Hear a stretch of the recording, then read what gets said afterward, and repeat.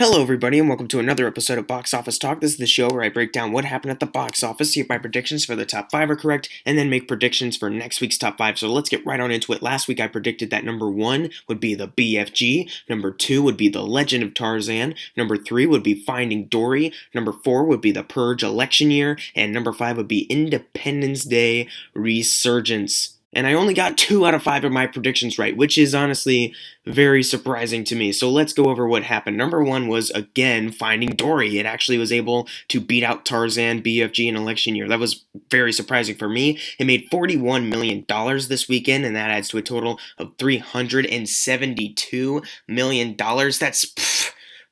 That's incredible for it. It's so close to reaching 400 million already, which is that's completely amazing by all means. What's not completely amazing is that number 2 was The Legend of Tarzan. This weekend it made $38 million, and that's pretty bad since this movie is on a budget of $180 million. It looks like we've got a big flop on our hands here with this movie, but apparently it's maybe well-deserved because the reviews aren't that good for it. I don't know, I still do want to see it because David Yates is the director, and I think the trailers look pretty interesting, but I don't know, we could have something really bad here, or pretty okay, or actually good, who knows, I'll have to wait and see for myself. Anyways, number 3 was The Purge election year. This weekend it made $30 million, and since that's on a budget of $10 million, it already got its budget back, it tripled its budget on its opening weekend, which I don't think that's a big surprise to anyone. These movies usually do well since they're on lower budgets, so who cares? Also, I don't care about this movie because I hate The Purge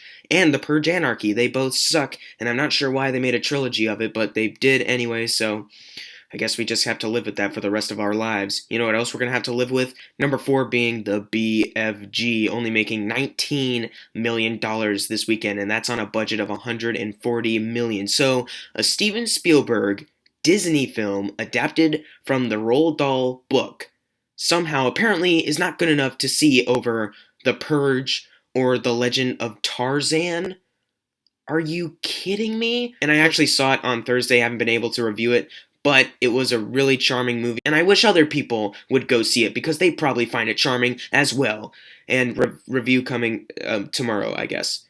Number 5 was Independence Day Resurgence. Not that many people went out to see it, even though this is the 4th of July weekend. I guess the hate for this movie is strong. It only made $16 million this weekend, and that adds to a total of $72 million. Worldwide, I'm pretty sure it already crossed its budget of $165, but domestically, this is not very good for that movie, especially a sequel to a big movie that came out 20 years ago. So I'm sure the response over at 20th Century Fox is pretty bad, and they're probably not going to be doing that third one that they thought so much about. I don't know. Anyways, number 6 was Central Intelligence. This weekend it made $12 million, and that adds to a total of $91 million. So congratulations, Dwayne Johnson. You're $9 million away from doubling your $50 million budget and having another big box office hit on your hands. Congrats, man. It's not that big of a surprise, though, because Dwayne Johnson is in, practically every movie ever, so you know, it's not that big of a deal. I guess it is kind of that big of a deal because people really love Dwayne Johnson. Moving on, number 7 was The Shallows, making $9 million, and that adds to a total of $35 million, and it just doubled its budget of $17, passing $34 million. That's very good for this movie. As I mentioned in my review, it's a fun little thrill ride, suspense movie, and I'm glad more people are out seeing it because it's really good. Number 8, however, I've heard is not very good. It was Free State of Jones. This weekend it made $4 million, and that adds to a total of $15 million. Still bombing.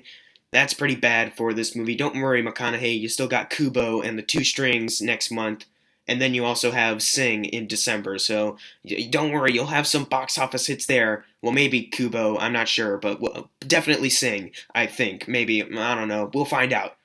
Anyways, number 9 was The Conjuring 2. It made $3 million, and that adds to a total of $95 million, and I actually saw it today. Finally, I was able to see it. Review coming tomorrow. All I will say is, wow, this movie terrified me a lot.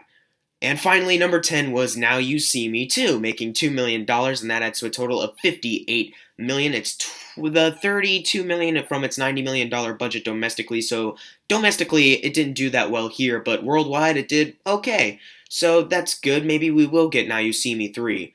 Now You 3 Me. Now you get it? It's And now the fun part, the predictions for next week's top 5. Now I'm going to say number 1 is The Secret Life of Pets, kind of obvious.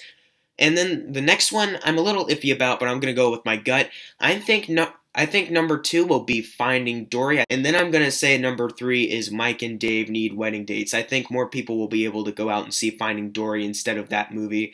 And then I'm going to say number 4 is The Legend of Tarzan. And then number 5 is The Purge Election Year. But what are your predictions for the next week's top 5? Leave them in the comments below. And if you got your predictions right for this week, you're going to get a shout out right now. Unless you didn't get it right, then whoops. And as always, thank you guys for watching. Make sure to subscribe. I'm Jackson Fulcher. See you guys next time.